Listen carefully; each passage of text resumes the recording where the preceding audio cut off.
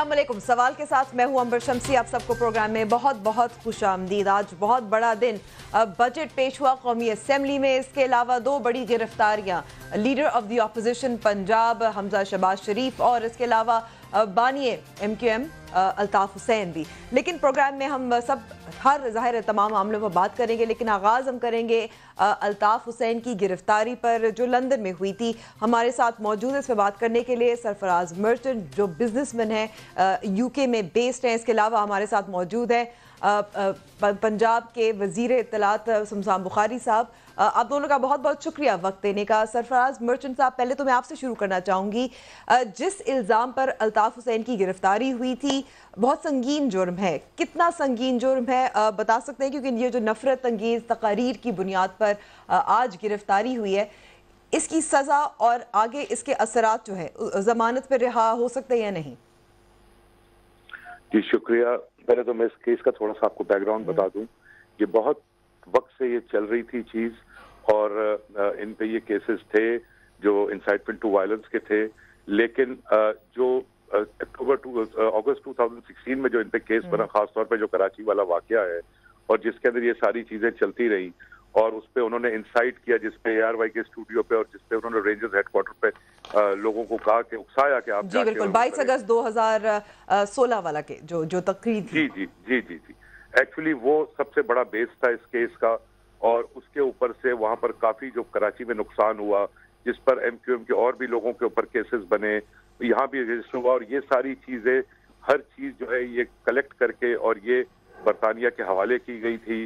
Pakistan government की एक official complain थी बरतानिया के साथ कि जी वहां से बैठ के एक शख्स यहाँ पर इंसाइट करके और उसने इतनी तबाही मचाई। तो उस पर उन्होंने कॉग्निजेंस लिया। फिर उन्होंने सारी चीजें और सारे वो मटेरियल मांगा पाकिस्तान से, जो हमारी FIA ने उनको वक्तन फवक्तन सप्लाई किया। और उसकी सबसे बड़ी पेशरफ ये थी कि इसी साल अप्रैल में जो है उनकी पूरी टीम यहाँ आई और उन्होंने उन विटनेसेस को, उन पुलिस पर्सनल्स को और डिफरेंट लोगों को जो इसके चश्मदीद गवाह थे और जो इन में जख्मी हुए थे इस पूरे वाक़े में, उनको उन्होंने एग्जामिन किया, उनका इंटरव्यू किया, और वो तकरीबन 8-10 दिन यहाँ पर रहे। और वो सब करने के बाद वो वहाँ पर गए, उन्होंने अपनी एक पूरी एग्जामिनेशन की, और इनकी जो पुरानी तकारीर थी और जो खुसूसन जो ये रेगुलर तकरीरें अब भी कर रहे थे और पहले भी कर रहे थे, खुसूसन हमारे मुल्क के इदारों के बारे में, मुल्क के बारे में और लोगों के बारे में, और जिस तरह से वो धमकियां दे रहे थे, उन सब चीजों को सामने रखा गया। उसके बाद पुलिस ने अपनी एक इन्वेस्टिगेशन रिपोर्ट जो है वो क्राउन प्रोसिक्यूशन को भेजी, और उन्होंने फैसला आखिरकार किया कि जी अब इन्हें गिरफ्तार होना चाहिए। ये कितनी अहम गिरफ्तारी है आपकी नज़र में? पहले भी जो मनी लॉन्ड्रिंग का केस था, जिसमें जाहिर है आप भी उसमें इन्वॉल्व थे, पहले भी उनको हिरासत में लिया गया था। देखिए, पहले जिस तरह से हिरासत हुई थी और जिस तरह से उस केस के अंदर हुआ था, वो इससे बड़ा डिफरेंट केस था। उसमें पहले गिरफ्तारी हुई थी, इन्वेस्टिगेशन बाद में हुई थी। उस वक्त उनके पास बहुत छोटा सा मटेरियल था जिसके ऊपर उन्होंने ये गिरफ्तारियां तो कर ली थी, लेकिन उसकी इन्वेस्टिगेशन में उनको 3 साल लगे, जिसमें उन्होंने पाकिस्तान से वक्तन फवक्तन मदद मांगी। और उन्होंने कहा कि चूंकि ये जो पैसा और ये मनी लॉन्ड्रिंग का केस है, ये पाकिस्तान से रूट होता हुआ आता है, क्योंकि यहाँ से पैसा लंदन आ रहा था, इंडिया से पैसा लंदन आ रहा था MQM को। तो उन्होंने जब पाकिस्तान से प्रोसीड्स ऑफ क्राइम मांगे, तो उस वक्त जो है हमारी जो उस वक्त की हुकूमतें थी, उन्होंने इतना इंटरेस्ट नहीं लिया इस केस में। खुसूसन नवाज शरीफ साहब की हुकूमत थी, उन्होंने इतना इंटरेस्ट नहीं लिया और उन्होंने उन चीजों को आगे दिया नहीं, जिसपे से वो फोर्सफुली उनको वो केस उस वक्त बंद तो उन्होंने नहीं किया, लेकिन उस वक्त उन्होंने पेंडिंग इन्वेस्टिगेशन करके उसको खत्म किया। और उसके बाद जो है वो अब तक वो वैसे ही ओपन है केस। और अब जब आज पिछले कोई 1 साल से इसके ऊपर दोबारा से सारी वर्किंग हो रही है, FIA ने बहुत अच्छी आपका कहना है कि तेजी आई है 1 साल के अंदर जब पाकिस्तान मुस्लिम नवाज की हुकूमत जाहिर है खत्म हो गई थी? जी बिल्कुल, क्योंकि इदारे अब इंडिपेंडेंटली काम कर रहे हैं, उनके पास कंप्लीट राइट है। FIA इस वक्त बहुत अच्छा परफॉर्म कर रही है। उन्होंने पिछले दिनों एक FIR जो है, जो मैंने ही मनी लॉन्ड्रिंग की दर्ज करवाई है पाकिस्तान में, ایف آئی اے کے پاس اسٹیٹ بینک سرکل میں، اس پر انہوں نے کاگنیزنس لیا اور اس پہ کمپلیٹ انویسٹیگیشن ہو رہی ہے. ٹھیک ہے، اور اس کی انویسٹیگیشن کمپلیٹ ہوئی اور پھر ظاہر ہے کیونکہ جو میٹروپولیٹن پولیس کا جو بھی اعلامیہ تھا اس میں بھی یہ کہا گیا کہ پاکستانی ظاہر ہے جو اہلکار ہیں وہ بھی مدد کر رہے تھے. لیکن ساتھ ساتھ ایک اہم سوال یہ ہے کہ کیا الطاف حسین کی برطانوی شہریت منسوخ ہو سکتی ہے اس کی وجہ سے؟ دیکھیے بالکل، الطاف حسین کی ایکچولی انہوں نے جب پاکستانی ان کا پاسپورٹ ایکسپائر ہوا تھا آج سے 5-6 سال پہلے، تو انہوں نے جان بوجھ کے وہ پاسپورٹ کو ہیلے بہانے کر کے رینیو نہیں کیا تھا. لیکن وہ اینی ٹائم رینیو ہو سکتا ہے. پاکستان کی گورنمنٹ کو آج بھی چاہیے کہ ان کا وہ پاسپورٹ جو ہے وہ رینیو کر دے، اور کر کے تاکہ کل کو جب ان کی کسی بھی موقع پہ ان کی ایکسٹریڈیشن کی ریکویسٹ الاؤ ہو جائے تو بہت آرام سے. اور برطانوی شہریت ان کی بالکل، کیونکہ برطانیہ تو ویسے ہی کہتی ہے کہ جی ہم نے جو ان کو ادھر شہریت دی ہے وہ ایک ہماری کلریکل ایرر تھا جس پہ ان کو ملا ہے، اور یہ ان کے ڈاکومنٹس میں موجود ہے، ریکارڈ کا حصہ ہے ان کے کہ کلریکل ایرر کے اوپر ہم نے جو ہے یہ ان کو وہ دے دیے. تو وہ تو خیر کسی وقت بھی منسوخ ہو سکتی ہے چیز. دوسری چیز یہ ہے کہ یہ کیسز اب بہت کیس چل رہے ہیں. اس کیس میں الطاف حسین کی بیل ضرور ہوگی، لیکن الطاف حسین اس کیس میں چارج ہوں گے اور اس کی بڑی سنگین سزا ہے برطانیہ میں. اس کے اندر انسائٹمنٹ ٹو وائلنس کوئی آسان کیس نہیں ہے وہاں پر، اور اس میں بہت سنگین سزائیں ہیں. اور جس طرح الطاف حسین نے بیٹھ کے اور یہاں کے اداروں کو اور یہاں کے لوگوں کو اور بائی نیم لوگوں کو اور ہمارے بڑے بڑے لوگوں کو یہاں پر انہوں نے جس طرح دھمکیاں دی اور وہ ہر چیز ان کے سامنے ہے. ٹھیک ہے، اس طرح نہیں ہو سکتا کسی اور اسٹیٹ میں بیٹھ کے اور کوئی اس طرح سے گالیاں دے. سرفراز مرچنٹ صاحب، میں یہاں آپ کو روکتی ہوں، میں چاہتی ہوں سمسام بخاری صاحب بھی گفتگو میں شامل ہو. سمسام بخاری صاحب، یہ کیس انیشیٹ جو ہوا تھا چودھری نثار صاحب نے کیا تھا جب 22 اگست 2016 کو وہ تقریر کراچی میں سنی گئی تھی. اب ایسا بھی لگتا ہے کہ ایم کیو ایم کی سیاست جو ہے وہ بھی کچھ حد تک ہم نے دیکھا کہ کراچی میں نہ ہڑتال ہوئی، نہ شور شرابہ ہوا، گرفتاری بھی ہوگی. ان کی سیاست اس حد تک الطاف حسین کی تو ختم ہوگی، وہ ریلیونٹ نہیں رہے پاکستان میں. لیکن یہ جو کیس آگے بڑھے گا اس سے آپ کو کیا لگتا ہے کہ کیا اثرات ہو سکتے ہیں، کیا اہمیت ہے؟ جی بسم اللہ الرحمن الرحیم. عمر، میں نے آپ کی پوری بات نہیں سنی. ابھی کون سا فرما رہے تھے؟ کیونکہ میں آپ کا پروگرام شروع ہو چکا تھا جب مجھے آواز آنی شروع ہوئی. جی جی بالکل. سرفراز مرچنٹ صاحب ہے جو ایم کیو ایم سے تعلق رکھتے ہیں، بزنس مین. اچھا، سرفراز مرچنٹ صاحب کا، ٹھیک ہے نہیں بس ٹھیک ہے، وہ میں سمجھ گیا بات یہ ہے کہ جو میں نے اس کا دیکھا ہے، چوہے نثار علی خان صاحب نے، میری چوہے نثار علی خان صاحب سے خود بھی بات ہوئی تھی اس معاملے پہ اس وقت.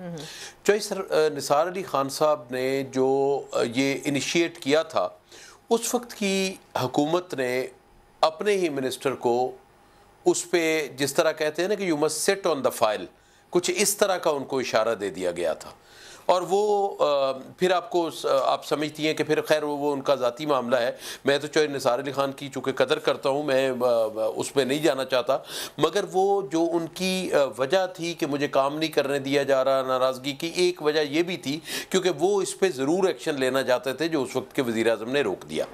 دوسری بات یہ ہے کہ ابھی یہ جو ہوا ہے یہ ٹوٹلی ہوا ہے وہاں پہ انگلینڈ کی طرف سے، اور انگلینڈ میں یقیناً اس کی سزا بڑی سنگین ہے. اور میں نہیں سمجھتا کہ الطاف حسین صاحب اپنی جو ان کی ہیٹ سپیچز ہیں، جو منی لانڈرنگ ہے، یا جو ان کے تھریٹننگ وائلنس کو پروموٹ کرنے والے بیانات ہیں، ان سے کوئی ڈینائل ہو سکتا ہے، وہ ریکٹ پہ موجود ہیں. تو میں تو یہ سمجھتا ہوں کہ یہ کیس اپنے منطقی انجام کو پہنچے گا وہاں پہ. اور ان کا سسٹم بھی انگلینڈ کا ہمارے سسٹم سے بہت بہتر ہے. وہاں پہ قانون شاید ہر کسی کے لیے ایک ہے، اور پہلے جو اتنی دیر انہوں نے نہیں پکڑا تو اب پکڑا ہوگا تو شواہد بڑے تگڑے ہوں گے تو پکڑا ہوگا. ٹھیک ہے. طلال چودھری صاحب، سینئر لیڈر پاکستان مسلم لیگ نواز بھی ہمارے ساتھ موجود. طلال چودھری صاحب، دونوں یہی بات کر رہے ہیں کہ گزشتہ حکومت، آپ کی حکومت نے یا چودھری نثار صاحب نے انیشیٹ کیا تھا لیکن فائل سپریس ہوئی تھی. اس الزام پر آپ کیا کہتے ہیں؟ بسم اللہ الرحمن الرحیم. کیونکہ مجھے موقع ملا ہے انٹیریئر منسٹری میں سرو کرنے کا، یہ پورٹ فولیو میرے پاس بھی رہا ہے، بہت ساری اس کی معلومات بڑی جو سینسٹیو قسم کی ہے وہ میرے بھی علم میں ہے. لیکن چند چیزیں میں صرف کہوں گا. ایک تو یہ جو بھی انہیں ایویڈنس دی گئی ہے وہ اسی وقت حکومت نے دی ہے، جو کیسز بنائے ہیں، تمام چیزیں وہاں مہیا کی گئی ہیں. اور یقیناً میرا خیال ہے ہم جھوٹ کئی دفعہ قومی مفاد کو بھی سامنے رکھے بغیر بول دیتے ہیں کہ جی چوئی نثار صاحب کو کہہ دیا گیا تھا. بھی میں بھی اس پورٹ فولیو پہ رہا ہوں, ہمارے اور سینئر لیڈرز بھی رہے ہیں, کبھی ایسی بات نہیں, ہم بالکل پروسیڈ کرتے رہے ہیں, اور وہی تمام چیزیں, وہی ایویڈنس, وہی تمام چیزیں جو ہیں آج وہ انگلینڈ کے پاس یا وہ باضابطہ طور پہ دی گئی ہیں. باقی مرجنٹ صاحب کا میں اگر جواب دینے لگوں تو مجھے پتا ہے کہ انہیں ہم نے کتنی دفعہ بلایا تھا تعاون کے لیے, کتنی دفعہ یہ تشریف لائے تھے, اس وقت ہماری تعریف کیا کرتے تھے, آج ان کی تعریف کر رہے ہیں. میرا خیال ہے ہم اس سے ذرا تھوڑی یہ پوائنٹ سکورنگ سے نکل جائیں. یہ جو قومی مفاد کے معاملات ہوتے ہیں اس میں کم از کم ہمیں اکٹھا نظر آنا چاہیے. وہ معاملہ پاکستان کا تھا, اس وقت کے وزیر اعظم کا حکم تھا, اس وقت ہماری ذمہ داری تھی. اس سے ہٹ کے کہ کون وزیر داخلہ تھا اور کون نہیں تھا, وزارت داخلہ نے بھی اور پاکستان کی ایجنسیوں اور پاکستان نے پورا اپنا رول پلے کیا, اور یقیناً ہم جو کر سکتے تھے قانونی طور پر وہ ہم نے کیا ہے. باقی یہ پوائنٹ سکورنگ اور کریڈٹ لینا جو ہے نا, یہ میرے سے زیادہ اس کیس کو کم از کم ان دونوں میں سے اور شاید نہ جانتا ہو. تو میرا خیال ہے احتیاط سے ہم اس پہ بات کریں تو بہتر ہے. باقی ہمیں پاکستان کے مفاد کا تحفظ کرنا ہے. میری گزارش سن لیں, میں بعد میں بات میں آپ کا بات نہیں ٹوکی. اب یہ بات یہ ہے کہ یہ جو تقریریں کی گئی ہیں, یہ تقریریں جو ہیں یہ اس تقریروں میں دہلی میں بھی کی گئی تھی, اور اس وقت جو دہلی میں تقریریں کی گئی ہیں اس کے سرگنا جو تھے وہ مشرف صاحب تھے. تو سو جس نے پالا ہے, جنہوں نے پالا ہے, اس کو بھی ہمیں مجرم قرار دینا چاہیے. یہ اس طرح بڑھ کے یہ نہیں آئے. یہ جو دہلی کی تقریر تھی وہ سب سے پہلے ایسی تھی جس میں وائلنس اور پاکستان کے خلاف بات کی گئی تھی. جی اچھا طلال صاحب, اب میں آپ کو ایک مشورہ دیتا ہوں. میں ایک منٹ, مجھے طلال صاحب کو ایک مشورہ دے لینے دیں ذرا. ہاں ہیلو امبر, مجھے ذرا ایک طلال صاحب کو مشورہ دے لینے دیں. بولیے, ضرور. ہاں طلال صاحب, میں آپ کو یہ عرض کرتا ہوں, آپ کائنڈلی لوگوں کو ایڈریس کر کے نہ بولا کیجئے. آپ کے ہمارے درمیان ایک حیا کا رشتہ ہمیشہ برقرار رہنا چاہیے. میں نے بالکل یہ نہیں کہا کہ ان کو کہا گیا, آپ کی پالیسی تھی, آپ اپنے انٹیریئر منسٹر صاحب سے پوچھ کہ کیا انہوں نے اپنے دوستوں کو, ایجنسیوں کو یہ کہا یا نہیں کہا گیا کہ ہمیں اس پہ تھوڑا سلو چلنا ہے. اس بات کو تو کوئی کویسچن ہی نہیں کر رہا کہ وہ چاہے نثار علی خان نے وہ مہیا نہیں کیے, ظاہر انٹیریئر منسٹر نے مہیا کرنے تھے اور کس نے مہیا کرنے تھے. اور باقی جو بھی پاکستان کے مفاد کے خلاف بات کرے, وہ انگلینڈ میں کرے یا دہلی میں کرے, اس کو پاکستان کا مفاد سب سے پہلے ہونا چاہیے. لیکن آپ برائے مہربانی پرسنل نہ ہوا کریں. ہمیں بات اتنی کرنی چاہیے جو بات حقیقت پہ ہو.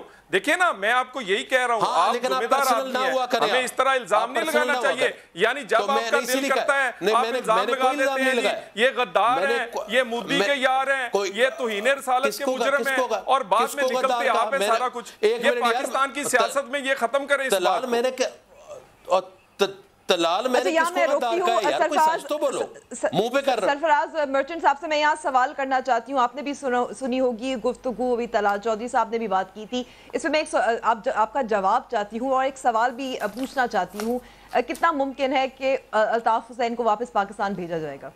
دیکھیں, میں پہلے تو ایک بات کلیئر کر دوں, طلال چوکی بھی جو شمسام بخاری صاحب نے جو بات کی وہ بالکل صحیح کی ہے. اس میں کوئی دو رائے نہیں ہے, اور میں پرسنلی اس بات کو جانتا ہوں, اور وہ آفیسر آج بھی آن ڈیوٹی ہے. ایک ٹیم مئی 2016 میں بالکل اسکاٹ لینڈ یارڈ کے ساتھ انہوں نے باقاعدہ اپنی میٹنگ طے کر لی تھی. وہ منی لانڈرنگ کیس میں ایف آئی اے کی ٹیم لنڈن آ رہی تھی, ان کا پروگرام سیٹل تھا, ان کی ڈیٹ فکس تھی.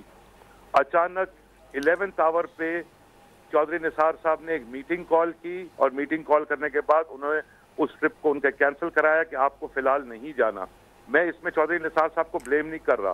چودھری نثار صاحب اس کیس کو منطقی انجام تک پہنچانا چاہتے تھے, لیکن ان پہ اتنا پریشر تھا کہ جس کی وجہ سے انہوں نے یہ کہا کہ جی اس پلان کو, اس ٹرپ کو کینسل کرے, جس پہ برطانیہ کی جو پوری ٹیم تھی پولیس کی, انہوں نے بڑا اس کے اوپر ایک ناخوشگوار واقعہ سمجھ کے, اور اس کے بعد اس کے 3 مہینے کے بعد انہوں نے اس کیس کو جو ہے ٹیمپرری. تو آپ کا کہنا ہے کہ جو دباؤ تھا وہ سابق وزیر اعظم نواز شریف کی جانب سے تھا؟ بالکل جی. دیکھیں میں تو اس میٹنگ میں نہیں تھا, لیکن چودھری نثار صاحب نے جو کہا, جس طرح انہوں نے 11th آور پہ کل صبح ٹیم نے جانا ہے اور آج شام کو بلا کے انہیں منع کیا گیا. اور یہ چیزیں ریکارڈ پر ہیں اور وہ افسران بھی اس وقت پوزیشنز پر ہیں. آپ یہ چیز ان سے ویریفائی کر سکتی ہیں. ٹھیک ہے, یہ تو بات ہو گئی ماضی کی. سرفراز مرچنٹ صاحب, میں آپ کو یہاں روکتی ہوں. یہ تو ہو گئی بات, آپ کا جواب لوں گی, لیکن میں ایک یہاں کلپ چلوانا چاہتی ہوں. نہیں, بہت اہم بات ہے, میں کلپ چلوانا چاہتی ہوں, پھر سمسام صاحب اور طلال چودھری صاحب آپ کی جانب آؤں گی. یہ کلپ بہت ضروری ہے کہ وزیر قانون فروغ نسیم صاحب ماضی میں کیا کہتے رہے تھے. سمسام بخاری صاحب, لگتا ہے وقت بہت بدل گئے ہیں. وقت بدلے ہوں گے جی کسی اور کے لیے, میرے لیے وقت وہی ہے. میں الطاف حسین کو پہلے بھی ملک کا دشمن سمجھتا تھا, آج بھی دشمن وزیر قانون ہے. ہوں جی, ہوں, انہوں نے اپنا قبلہ درست کیا ہوگا. میرا پہلے بھی قبلہ تھا, وہی تھا, آج بھی قبلہ وہ ہے. اللہ کے فضل و کرم سے اولاد علی ہوں, سچ بولوں گا. پہلے بھی الطاف حسین پہ میرے تحفظات تھے, آج بھی ہیں. میں سمجھتا ہوں انہوں نے ملک کے خلاف کام کیا. امبر, مجھے ذرا موقع دیں بات کرنے کا. جی طلال صاحب, آپ کو لگتا ہے کہ فروغ نسیم صاحب کا قبلہ درست ہو گیا ہے؟ دیکھیں, بات میرا خیال ہے سمسام بخاری صاحب نے وہ کوزے میں دریا بند کر دیا ہے. بہت ساروں نے یہ جو قبلے ہیں نا, کئی لوگوں کے قبلے کسی اور کے ہاتھ میں ہیں. وہ جب جس سائیڈ پہ وہ قبلہ کر دیتے ہیں اس طرف وہ منہ کر کے نماز پڑھ لیتے ہیں. یہ قبلے جو ہے نا, یہ قبلے بدلنے بند ہونے چاہیے اور یہ ہمیں آئیڈینٹیفائی کرنا چاہیے. ایک دن ایم کیو ایم جی وہ چور اور قاتل تھی اور وہ دشمن تھی, آج اتحادی ہے. ایک دن چور اور ڈاکو تھے, آج پنجاب کے سپیکر ہیں. تو میرا مطلب ہے یہ اسی طرح کا معاملہ ہے. اور باقی رہی بات کہ یہ سلسلہ مرجن صاحب اگر کریں گے تو میں کم از کم اپنا جواب ضرور دوں گا. مرجن صاحب اگر ایسی کوئی بات کریں گے وزیر اعظم, سابق وزیر اعظم کے خلاف, تو میرا خیال ہے یہ خود ایک ملزم ہے اس میں. اگر ہم نے انہیں فیسیلیٹیٹ کیا ہے پاکستان کے لیے اور یہ کتنا تعاون کرتے رہے کتنا نہیں کرتے رہے, میں ایک ایک چیز جانتا ہوں. سو میرا خیال ہے اتنی بات کریں جتنی انہیں کرنی چاہیے. یہ ایسا نہ کریں کہ یہ باہر بیٹھ کے یا دوسری اپنی پوائنٹ سکورنگ کریں کہ آج حکومت چلی گئی ہے, آج ان کو غدار بنا دیں. ذرا ان کے بھی پرانے انٹرویو چلا دیں, پتہ چل جائے گا کہ یہ کیا کہا کرتے تھے ہماری حکومت کے بارے میں. جی مرچنٹ صاحب.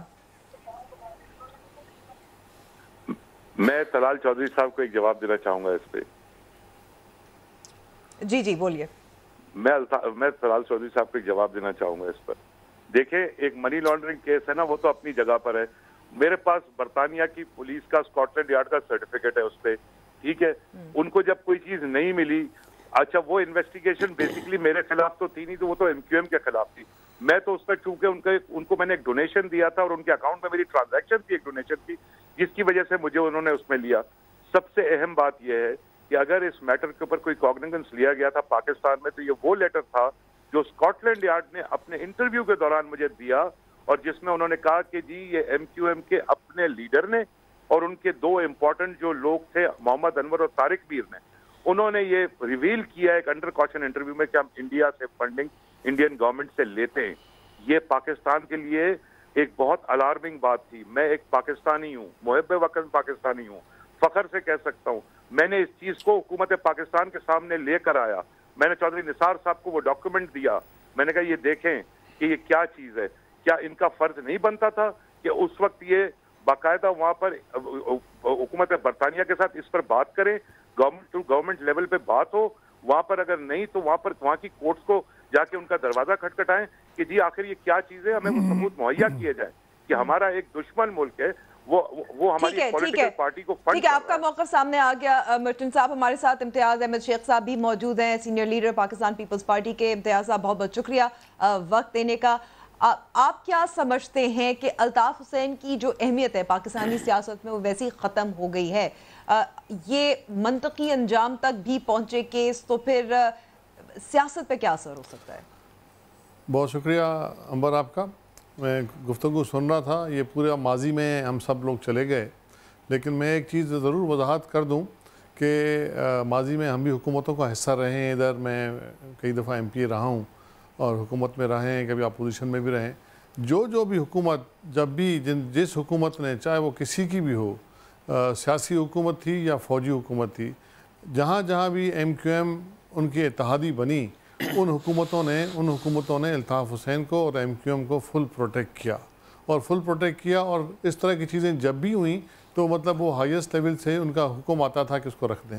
میں کسی پہ الزام نہیں لگا رہا, یہ میں مطلب اپنے ذاتی تجربے سے بتا رہا ہوں, کیونکہ وہ اتحادی حکومت میں ہوتے تھے اور الطاف حسین کا مطلب جو وہ بات کہتے تھے وہ تمام جتنے اتحادی سربراہ اپنا ان کے پارٹیوں کے تھے یا فوجی سربراہ تھے ان کی بات مانتے تھے. تو اس بحث میں جانے کی ضرورت نہیں ہے. ایک چیز ایسی ہوئی ہے جو پاکستان کے خلاف ہوئی ہے, جس کی ابھی مختلف حکومتوں میں اس پر پیش رفت ہوتی رہی, چاہے سلو تھی چاہے تیز تھی. اب وہ ایویڈنسز برٹش گورنمنٹ کو مل گئے ہیں, تب جا کے انہوں نے آج ان پر گرفتاری ظاہر کی, ان کو پکڑا ہے. تو میں سمجھتا ہوں کہ اس کیس کو پرسو کرنا چاہیے. جو بھی کیس ہو جو پاکستان کے مفاد میں ہو, جو پاکستان کے خلاف بولنے والے لوگ ہوں, چاہے کوئی بھی ہو, اگر پاکستان کے خلاف کوئی کام کرتا ہے یا بات کرتا ہے, اس کو اس کے منطقی انجام تک پہنچانا چاہیے. بالکل یہ بہت ضروری ہے, اور اس میں مطلب کسی کو پرسنل ہونے کی ضرورت نہیں ہے. سیاسی مفادات کے تحت یا فوجی حکومتوں نے بھی ان کی بہت پروٹیکشن کی. بہت سی ایسی باتیں ہیں, اور سب جو دوست بیٹھے ہیں یا اور بہت سے دوست جو حکومتوں میں رہے ہیں, ان سب کو پوری سٹوری پتہ ہے کہ اب جو وزراء ان کے پہلے ان کے حق میں بات کرتے تھے, اب کچھ اور بات کر رہے ہیں. وزیر قانون صاحب کی کلپ آپ نے دیکھی. اب یہ بھی دیکھیں امتیاز صاحب کہ ایم کیو ایم پاکستان کی جانب سے کوئی باقاعدہ بیان سامنے نہیں آیا, حالانکہ وہ لا تعلقی کا اظہار کر چکے ہیں, لیکن پھر بھی ایک توقع تو ہوتی ہے کہ کچھ تو کہنا چاہیے تھا ان کو. بیان نہیں آئے گا جی, بالکل انہوں نے ڈسون کر دیا ہے, اور ان کی تو ابھی مطلب حالت جو ہے ایم کیو ایم کی جو ہے مطلب کوئی لیڈر لیس پارٹی کے طور پہ ہے. مطلب ٹھیک ہے, کبھی فاروق ستار صاحب ان کے ہیڈ بنے, کبھی خالد مقبول صاحب ہیں, کبھی کوئی ہیں. اب وہ پارٹی نہیں رہی. اب مطلب ان ایکسپوز ہو گئے. جو ان کی متھ تھی, جو ان کی جہاں پاپولیرٹی تھی, یا جو ان کا یہاں مطلب دھونس دھمکی تھی, وہ ختم ہو گئی ہے. وہ مطلب پاکستان حکومتوں نے اور پاکستانی اداروں نے اور پاکستانی فوج نے, رینجرز نے, وہ چیز جو ان کا خوف تھا وہ ختم کر دیا ہے. اب آپ دیکھیں آج ان کو گرفتار ہوا ہے, اس سے پہلے بھی گرفتار ہوئے ہیں, تو یہاں کچھ بھی نہیں ہوا. ابھی ان کی حق میں بات کرنے والا کوئی نہیں ہوتا. ایون اسمبلی میں بھی جو ان کے ساتھ تھے لوگ, جو ان کے مطلب انہی سے ٹکٹیں لیتے تھے, الیکشن لڑتے تھے, ان کی جب بھی بات ہوتی ہے تو ان کے حق میں کوئی بات نہیں کرتا. ایک ویسے بھی دیکھیں نا, پاکستان کے خلاف بات کرنے والے کا کون ڈیفینڈ کر سکتا ہے؟ کسی میں اتنی ضرورت نہیں ہے, کسی میں ضرورت بھی نہیں ہے. ہاں, نہیں کر سکیں گے. اس لیے اس کیس کو منطقی انجام تک جانا چاہیے, اور اس میں مطلب اس بحث کو نہ کرنا چاہیے کہ پہلے کیا تھا کیا نہیں تھا. یہ حقیقت میں میں یہ حقیقت بتا رہا ہوں, ایک دفعہ پھر ریپیٹ کر رہا ہوں, جن حکومتوں کے ساتھ ایم کیو ایم اتحادی رہی, ان حکومتوں نے ان کو پروٹیکٹ کیا, ان کو آگے بڑھایا. ان کی بہت سی ایسی باتیں مانی گئیں جو کہ مطلب ماننے والی نہ بھی تھیں. تو مطلب اس بحث میں نہ پڑنا چاہیے. نہ بھی تھی. ٹھیک ہے, یہاں ہم لیتے ہیں بریک. سرچن صاحب بہت بہت شکریہ ہمیں وقت دینے کا. بریک کے بعد ہم کچھ بات کریں گے حمزہ شہباز شریف کی گرفتاری کے حوالے سے, اور بجٹ کے بارے میں بھی بات کریں گے.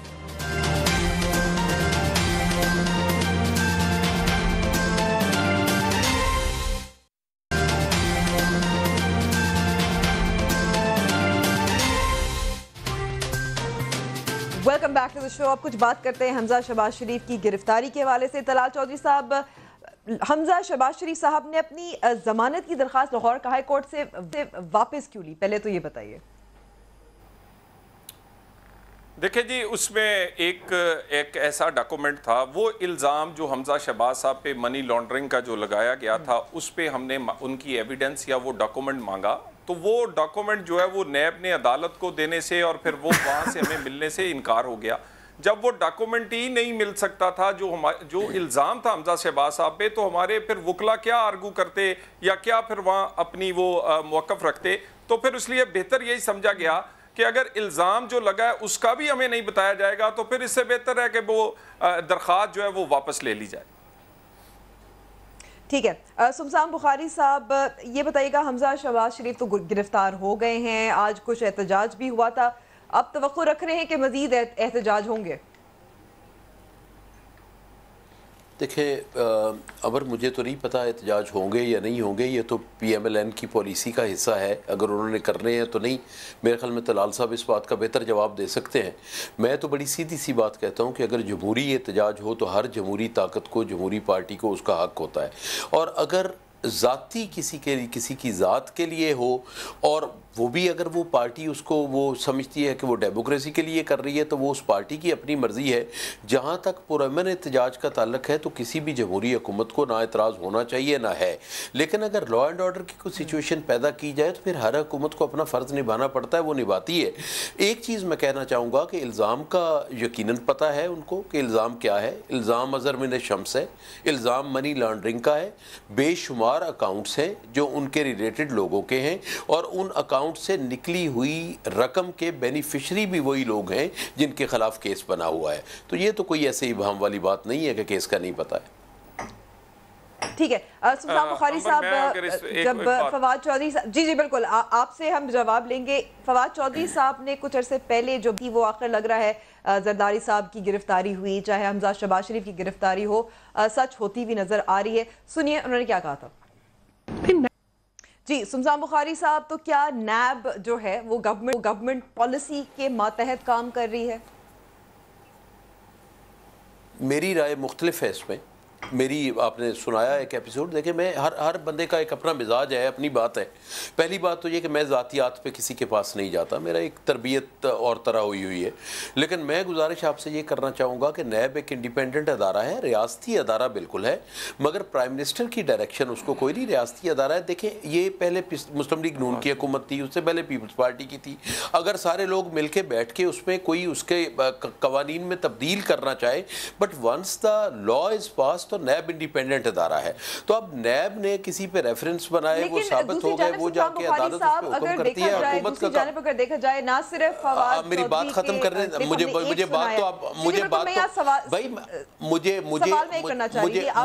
مجھے اپنا جواب دینا ہے، مجھے اپنا جواب دینا ہے اور اپنی عقل استعمال کرنی ہے۔ عرض یہ ہے کہ تحریک انصاف کی یہ پالیسی ہے کہ ہم نے احتساب کے عمل کو آگے چلانا ہے، اور اس میں کوئی ہمارا ہو، کوئی غیر ہو، کوئی اے ہو، کوئی بی ہو، میٹرز ناٹ کہ وہ کون ہے۔ جس نے بھی پبلک ایکسچیکر کو نقصان پہنچایا ہے اس کو اپریہینڈ ہونا چاہیے، بٹ نیب ہمارے نیچے کام کر رہا ہے یا حکومت کے نیچے، I don't agree to that.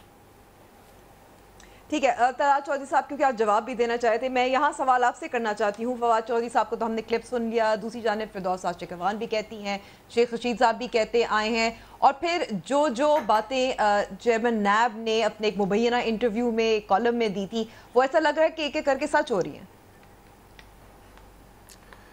دیکھیں سب سے پہلے وہ جو بجٹ پالیسی سٹیٹمنٹ آن بجٹ تھی نا، وہ نیب کے چیئرمین کا انٹرویو تھا، وہ انہوں نے بتایا تھا کہ کس طرح بجٹ کس طرح کا ہوگا۔ یقیناً وہ بجٹ جو کسی نہ مزدور کو فائدہ دے، نہ مل والے کو دے، نہ دکاندار کو دے، نہ زمیندار کو دے، وہ بجٹ جو لوگوں کی زندگی تنگ کر دے، وہ تو اسی طرح بھی پاس کروایا جا سکتا ہے کہ جب اپوزیشن لیڈر جو ہے ایک بڑی جماعت کا اور ایک بڑے صوبے کا اس کو پکڑ لیں، کسی بڑی جماعت کے سربراہ کو پکڑ لیں، کسی کو ریمانڈ پہ لے جائیں، کسی کو جیل میں لے جائیں، ویسے تو ایسے بجٹ پاس نہیں ہو سکتے۔ اور دوسری بات یہ ہے کہ یہ انٹرویو جو تھا یہ بڑا کلیئر ہے کہ یہ حکومت جو ہے اس کی اکثریت اس کے پاس نہیں ہے، اہلیت نہیں ہے۔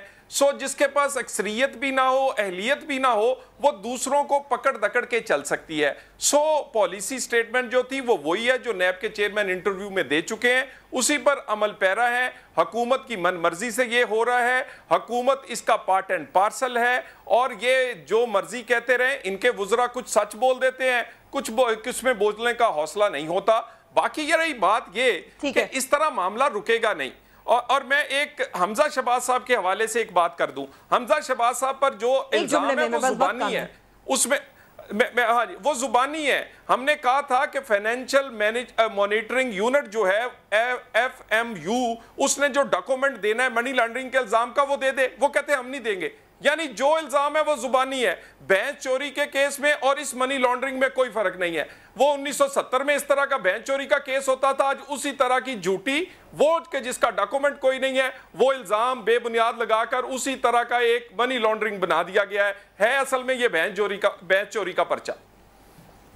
ٹھیک ہے امتیاز صاحب، بہت ساری اپوزیشن جماعتوں کے رہنما جو ٹویٹ کر رہے ہیں، جو بات کر رہے ہیں کہ یہ بجٹ سے توجہ ہٹانے کے لیے گرفتاریاں ہو رہی تھی، لیکن میٹروپولیٹن پولیس تو نہیں کرے گی نا ایسے؟ دیکھیں جی، میٹروپولیٹن پولیس کا عملہ دوسرا ہے، وہ تو مطلب اس طرح کی چیز وہاں تو इंसान की सोच नहीं आ सकती कि इस तरह की चीज़ वहाँ हो सकती है। ये सिर्फ पाकिस्तान में होता है। और सबसे पहले तो जी मैं आसिफ अली जरदारी साहब की और हमजा शहबाज की गिरफ़्तारी की भरपूर मज़म्मत करता हूँ, और मैं समझता हूँ कि ये अपोजिशन को डराने के लिए, अपोजिशन को हरासा करने के लिए, और वो जो चेयरमैन नैब ने अपने इंटरव्यूज़ में बात की थी उसको तक़वियत देती है ये बातें, इस तरह की और चीज़ें भी करने के लिए कि मुख्तलिफ सियासी लीडरों को जो कि अपोजिशन के हों। हालांकि उस इंटरव्यू में उन्होंने हुकूमती वज़रा के बारे में भी बात की थी, हुकूमत की अक्सरियत के बारे में बात की थी, लेकिन आप देखें कि ये सियासी इंतकाम नहीं तो और क्या कि सिर्फ अपोजिशन के लीडरों के ख़िलाफ़ कार्रवाइयाँ हो रही हैं। जरदारी साहब को मतलब गिरफ़्तार किया जा रहा है, हमजा शहबाज को गिरफ़्तार किया जा रहा है, और मुख्तलिफ़ केसों में सबको मतलब 15-15, 20-20 केसों में फंसाया जा रहा है। और मतलब उसके ऊपर फिर जो चेयरमैन नैब के वाला जो इंटरव्यू था खातून का, उनको प्रेशराइज़ करने के लिए इस तरह की बात की जाती है ताकि मतलब नैब उनके मुकम्मल कंट्रोल में रहे हुकूमत के। ये तो हम तो क्या सब कहते थे, और लेकिन इन चीज़ों से और ये साबित हो गया कि ये सब चीज़ें जो थी वो मतलब जो अपोजिशन बात करती थी, जब मुख्तलिफ़ पार्टीज़ के लोग बात करते थे, वो बिल्कुल सही है। ये सिर्फ अपोजिशन ओरिएंटेड एहतसाब है जो कि मैं समझता हूँ कि सियासी इंतकाम है और सियासी इंतकामी कार्रवाई होती है। और गवर्नमेंट के जितने वज़रा ने बयानात दिए हैं, वो मतलब इस तरह तो नहीं हो सकते ना। वफाकी वज़रा हैं, इंफॉर्मेशन मिनिस्टर है वो कह रहा है, रेलवे मिनिस्टर है वो कह रहा है, अभी की इंफॉर्मेशन मिनिस्टर साहब आपका मौक़िफ़ सामने आ गए। हम अब कुछ बजट की बात बहुत ज़रूरी है। हम 2 दिन से गिरफ्तारियों की बात तो करें, लेकिन एक बजट भी आज कौमी असेंबली में पेश भी हुआ है। इसके लिए इस पे बात करने के लिए हमारे साथ मजीद मेहमानों का मैं तारुफ कराती हूँ। अब्दुल्ला यूसुफ साहब जो एक्स चेयरमैन FPR हैं, इसके अलावा मुज़म्मिल असम साहब हैं जो इकोनॉमिस्ट हैं। आप दोनों का बहुत बहुत शुक्रिया वक्त देने का। मुज़म्मिल साहब, पहले मैं आपसे शुरू करना चाहती हूँ, आज जो बजट पेश हुआ था, क्या अवाम दोस्त था, क्या IMF का बजट था? जिस हिसाब से टैक्सेस हमने देखा है और टैक्स स्लैब्स जो हमने देखे हैं तनख्वाहदार तबके के लिए, आप क्या समझते हैं?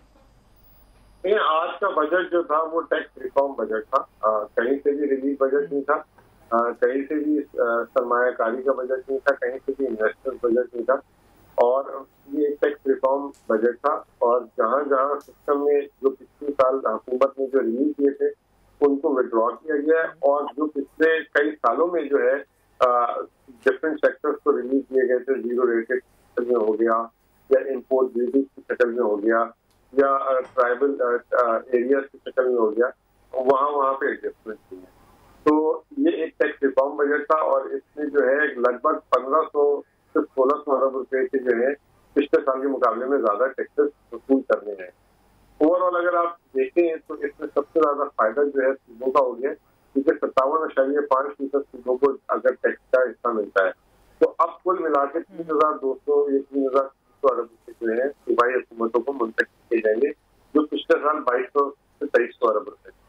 तो अब मेरे ख्याल से जो रिलीफ देने की साइड है वो मुफ्त है आवाम को, आम आदमी को, क्योंकि वफाकी हुकूमत के पास तो गुंजाइश नहीं। आखिर में ये कि इतना बड़ा टैक्स लगाने के बाद भी हैरानकुन बात यह है कि हमारा जो इस साल का खसारा है वो रिकॉर्ड 3100 अरब रुपए होगा। 31,000 अरब इमरान खान साहब कहते हैं कि पाकिस्तान का टैक्स होगा, तो इस साल जो पहले कर रहे थे, इस साल 3100 अरब रुपए का अगर खसारा है, तो मजमूई तौर पर जो पाकिस्तान की तारीख में टैक्स जो हमारा कर्जा बढ़ा था उसका 10% आइंदा आने वाले साल में बढ़ेगा, और वो कर्जों की शक्ल में बढ़ेगा। तो कहीं से इतने टैक्सेस लगाने के बाद भी हमारे जो कर्जों की शक्ल है उसमें कोई खातिर ख्वाह जो है ना बेहतरी नहीं है। तो ये एक मेरे लिए काफी लंबे फिक्री है, क्योंकि अगर 3100 अरब रुपए से इस साल टैक्स बढ़ेगा, वो कर्जे बढ़ेंगे, तो अगले साल इससे भी जो है ना भारी टैक्सेस लग सकते हैं। तो ये जो साल होगा ये बहुत टफ होगा, और एक आम आदमी क्या मिडिल क्लास और अमीर आदमी हर इसमें जो है ना देखा जाएगा, क्योंकि मजबूरी तौर पे 1500 अरब रुपए आवाम की जेब में। ठीक है। अब आपसे यहाँ सवाल करना चाहती हूँ अब्दुल्ला साहब कि आपको क्या नजर आ रहा है कि जो टैक्स टारगेट जो रखा हुआ है पूरा कर सकती है? क्योंकि इससे पहले जो 10 माह गुजरे हैं उसमें तो शॉर्टफॉल था, 400 अरब से मेरे ख्याल में तकरीबन था। नजर आ रहा है कि ये इस बार इस बजट के बाद पूरा हो सकेगा?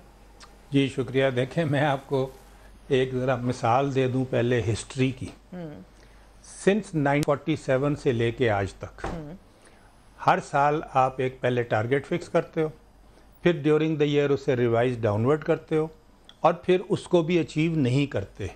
حقیقت پسند ہو جاتی ہے. ٹھیک ہے, اور پھر بیچ میں ایک 5 سال کا پیریڈ ہے 2003 سے 2008 when I happened to be the chairman FBR.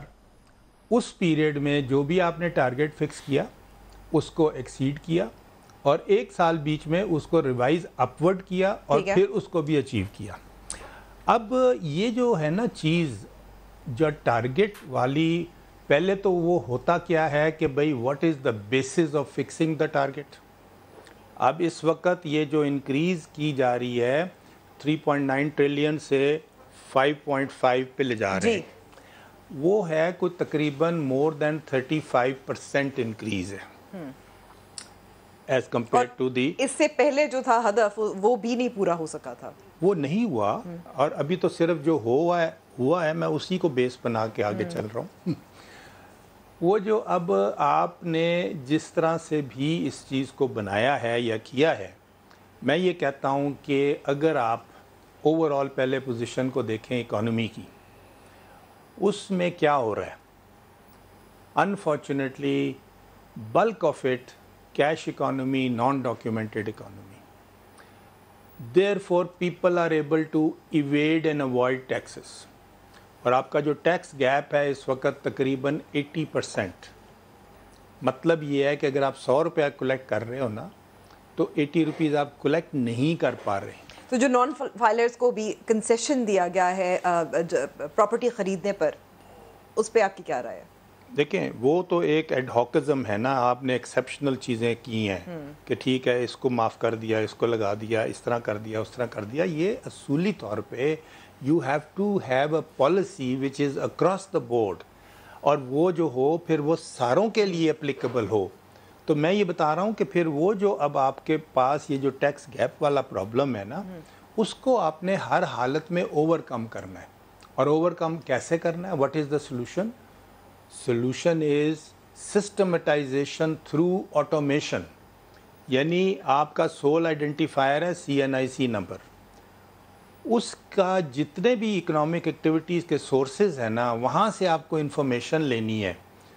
پھر وہ جو انفارمیشن آپ کے پاس آتی ہے دیٹ بیکمز یور بیس. بالکل, اس کی بیسس کے اوپر پھر آپ ریچ آؤٹ کرو گے to that potential taxpayer. جب آپ اس کو with facts and figures confront کرو گے تو پھر وہ کیسے ڈینائی کرے گا. تو آپ کی ٹیکس پیئر بیس میں جو اضافہ کرنا ہے, جیسے ابھی مزمل صاحب نے کہا تھا یہ تو ٹیکس ریفارم بجٹ ہے. یا that is inevitable. I feel that is very critical, اور وہ ہمیں ہر حالت میں کرنا ہے. ٹھیک ہے. یہاں سمسام بخاری صاحب میں آپ سے سوال کرنا چاہوں گی, لیکن سوال کرنے سے پہلے ایک تو ہے پاکستان تحریک انصاف نے جو بار بار کہتی رہی تھی جماعت اور مختلف جو عمران خان اور مختلف لیڈرز کیا کہتے رہے تھے, منشور کیا تھا اور حقیقت کیا ہے, سنیے.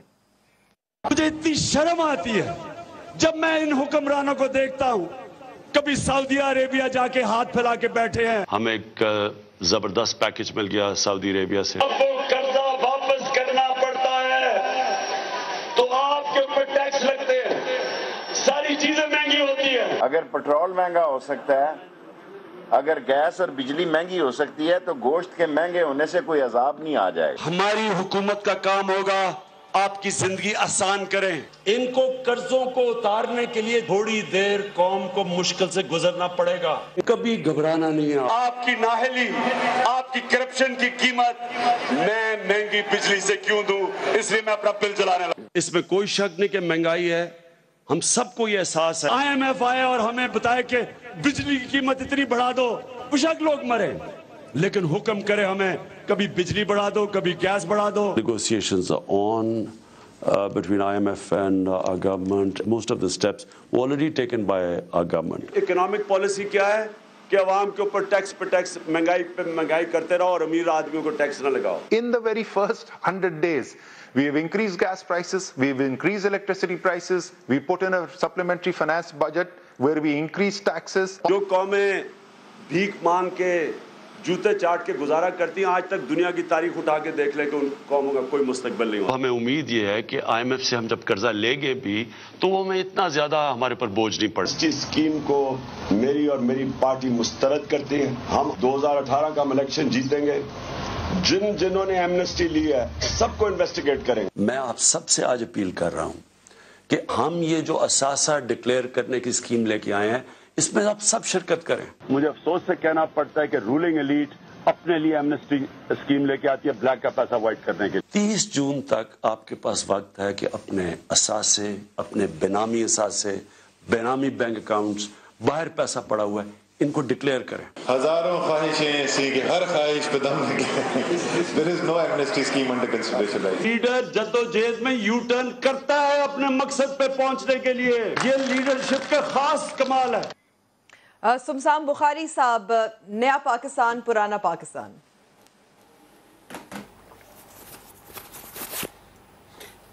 इसका क्या जवाब होगा? पाकिस्तान ये पुराने पाकिस्तान की बात नहीं है।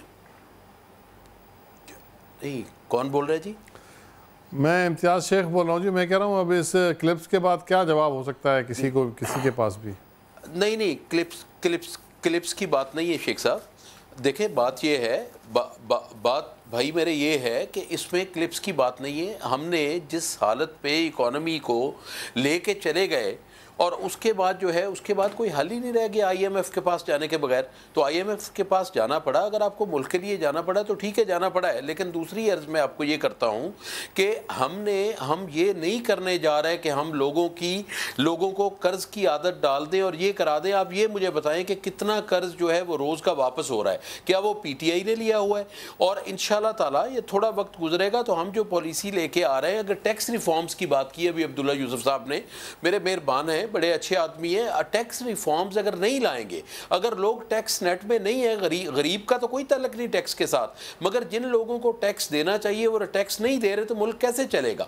मुल्क टैक्सेस पे चलते हैं और टैक्सेस के जो पैसे इकट्ठे होते हैं उससे मुल्क चलते हैं। और दूसरा चलते हैं टैक्सेस वो होने चाहिए जो इस तरह के हों कि लोग उसको दें। हाँ, CNIC वाली नंबर जो बात जो की अब्दुल्ला यूसुफ साहब ने, वो बात बड़ी ठीक है। आपको बड़ा आसान है लोगों को चेक करना कि इसके पास ज़राया आमदन क्या है और इसका रहने सहने का तरीकाकार क्या है। तो इसमें मैं समझता हूँ कि अगर टैक्स रिफॉर्म्स इस मुल्क में हो जाएं तो हम इंशाअल्लाह ताला अपने पाँव पे खड़े हो जाएंगे और आम आदमी को रिलीफ इसी सूरत में मिल सकता है कि जिन लोगों को टैक्स देना चाहिए वो टैक्स दें। लेकिन लीडर्स को जरा समझाएं ना, सोच समझ के बोला करें ना, फिर बाद में फिर तब्दीली करनी पड़ती है, फिर यू टर्न लगाने पड़ते हैं। मेरे भाई वो तो देखे ना, लीडर समझाने की तब्दीली की बात नहीं है। जब आप ऑपोजिशन में होते हैं आपको बहुत सारी चीज़ों के इदराक नहीं होते मेरे भाई, आपको बहुत सारी चीज़ों का उस वक्त अंदाज़ा नहीं होता कि नुकसान कितना हो गया हुआ है। हमारी नीयत आज भी ये है कि पाँव पे खड़ा कर रहा है, हमारा नीयत लूट खसूट की नहीं है, हमारी नीयतें अल्लाह के फजल करम से ठीक है। जब भी ये आर्गुमेंट दिया जाता है कि ऑपोजिशन में बहुत चीज़ों का इदराक नहीं होता, नहीं बस मैं एक सवाल करना चाह रही हूँ, ये सारी मामला जो होती है ना, ये आपके पास, मैं ये कह रहा हूँ, आपके पास स्टेट बैंक ऑफ पाकिस्तान के पास भी होती है, जो इकोनॉमिक सर्वे होता है वो भी शामिल होता है, पार्लियामेंट में, सेनेट में, ये सब जो आदाद और शुमार है मंगवाए जा सकते हैं और जाते रहे हैं। तो ये नहीं कहा जा सकता कि उस वक्त मालूम नहीं था। नहीं अंबर, आपने अगर बात ही नहीं सुननी तो बात यह है कि गिमिक्री जो थी वहाँ, अब डॉलर को ऊपर खड़ा करने के लिए जो डार साहब की गिमिक्री थी, उस गिमिक्री को ही आप अगर लोगों को बताएं, आप ले जाएं, आपकी एक्सपोर्ट बढ़ेगी क्या? नहीं, आपकी एक्सपोर्ट बढ़ ही नहीं सकती अगर वो आप डॉलर को ही ऊपर करता रहे। आपने एक्सपोर्ट क्या किया है पिछले 5-8 साल में, ज़रा बता सकती हैं आप मुझे? उसका आप मुझे बता दें कि 5-8 साल में क्या किया। फिर आप मुझे ये बताएं कि अभी इम्तियाज़ शेख साहब कह रहे थे सिंध में जितना पैसा डेवलपमेंट पे गया है, एक्चुअल ऑन ग्राउंड में क्या चला है? मैं आपको मैं आपको वेलकम करता हूँ, आप आ जाएं, सिंध में आ जाएं, तो मैं आपको दिखाता हूँ कि क्या क्या हो रहा है इधर। मैं आपको दिखा सकता हूँ शमशान साहब। गुफ्तगू हमारी जारी रहेगी लेकिन ब्रेक के बाद।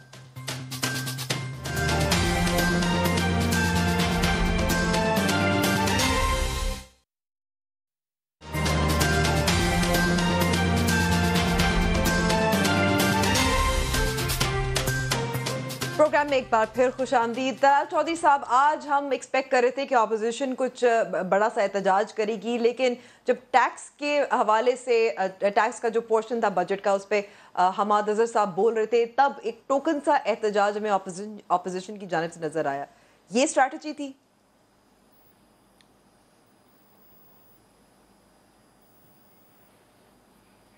جی دلال چودھری صاحب.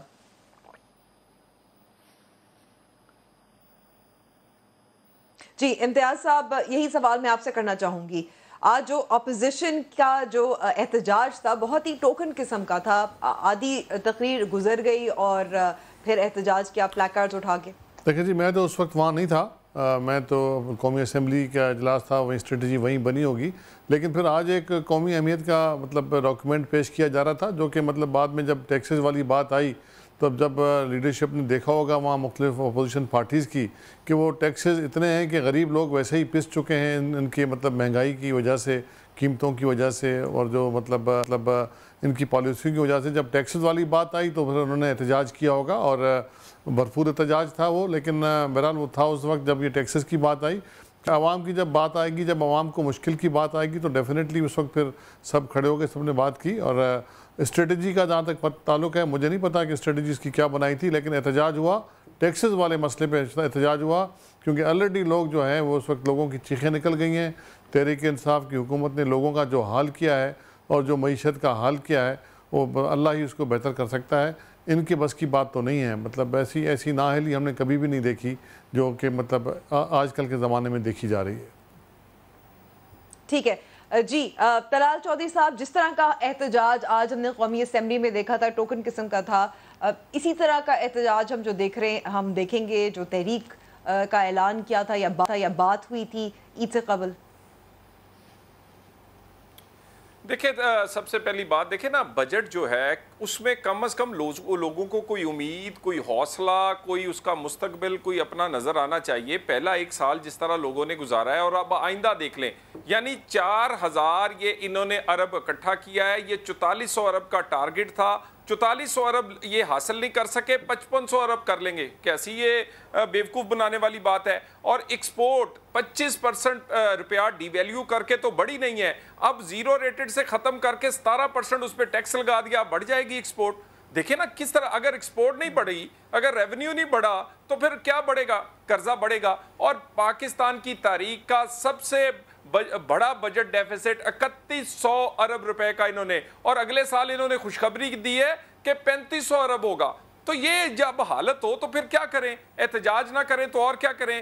اس نالائکوں اور ناہلوں کے سپرد یہ جو ملک کیا گیا ہے, اس کو دیکھیں, بھگت تو پاکستان کے لوگ رہے ہیں, تجربہ تو ناکام ہو گیا ہے, اور وہ تجربہ جو ہے وہ سارے کے سارے بھگت رہے ہیں پاکستان کے 20-21 کروڑ لوگ. اب معاف کر دینا چاہیے اس پاکستان کے لوگوں کو, اور معاف کر دینا چاہیے ان تبدیلی والوں کو, اور معاف کر دینا چاہیے تجربے والوں کو کہ بس کریں. اب لوگ, میرا خیال ہے اب باہر نہیں نکلیں گے تو اور ان کے پاس آپشن کیا ہے, رہتی سہتا جو سانس ہے وہ بھی ان کا آپ کیا کہتے ہیں, اور اس کا گلا گونڈ دیں گے آپ. ٹھیک ہے جی. عبداللہ صاحب, ایک میرے خیال میں بہت زیادہ ایک جو تشویش کا اظہار کیا جا رہا ہے, کیونکہ ہم نے دیکھا ہے کہ ایک طرف تو ظاہر احساس پروگرام ہے جو غریبوں کے لیے بھی ہے, اور بھی مزید ایسے قدم ہیں جو شاید غریب طبقے کے لیے کو ریلیف دینے کے لیے ہوں, لیکن ہم مڈل کلاس طبقہ جو ہے اس وقت لگ رہا ہے کہ پسا جا رہا ہے, اور یہ ٹیکسز کی وجہ سے ہے. دیکھیں بات یہ ہے کہ جو ٹیکسز کی پوزیشن ہے نا, ٹیکسز میں ہمارے پاس جو اس وقت شارٹ فال ہے, جیسے میں نے بتایا آپ کو, ہمارا جو ٹیکس گیپ ہے وہ ایک بہت بڑی وجہ ہے. اب اگر ہم ٹیکس گیپ کو میک اپ کر لیتے ہیں تو اس سے اضافہ آئے گا ریونیو میں. جب آپ کے پاس ریونیو میں اضافہ آئے گا نا, تو پھر آپ ابھی جو موجودہ آپ کے, لیکن جو لوگ آلریڈی ٹیکس دے رہے ہیں, جو تنخواہ دار طبقہ ہے جو کٹتا ہے ایٹ سورس, انہی سے مزید نچوڑا جا رہا ہے, جو 11 سلیبز کی بات ہو رہی ہے. نہیں, وہ بات اپنی جگہ پہ ہے اور وہ ایشو ہے, لیکن میں یہ کہہ رہا ہوں کہ جب تک آپ ریونیو میں انکریز نہیں لا سکو گے, آپ نے کرنا پھر کیا ہے کہ آپ کے جو موجودہ ٹیکس ریٹس ہیں نا, ان میں کچھ کمی کرنی ہوگی. ٹھیک ہے, پھر جا کے وہ اکراس دا بورڈ لوگوں کو جو بینیفٹ ہے وہ ملے گا. ابھی آپ نہیں کر پاؤ گے unless you are able to mobilize your resources. ابھی آپ کا جو فسکل ڈیفیسٹ جس طرح سے چل رہا ہے, تو آپ نے اپنے ڈیٹ میں ہی اضافہ کرنا ہے نا. ٹھیک ہے, اب مجبوری ہے, میں نے آپ کی بات کاٹ رہی ہوں اس لیے کیونکہ میرے پاس وقت ختم ہو گیا. بہت بہت شکریہ میں وقت دینے کا. صاحب طلال چودھری صاحب, امتیاز شیخ صاحب, آپ پروگرام پہ ہمیں ضرور فیڈ بیک دیجیے گا ہمارے فیس بک پیج اور ٹویٹر ہینڈل پہ. کل ہوگی ملاقات. خدا حافظ.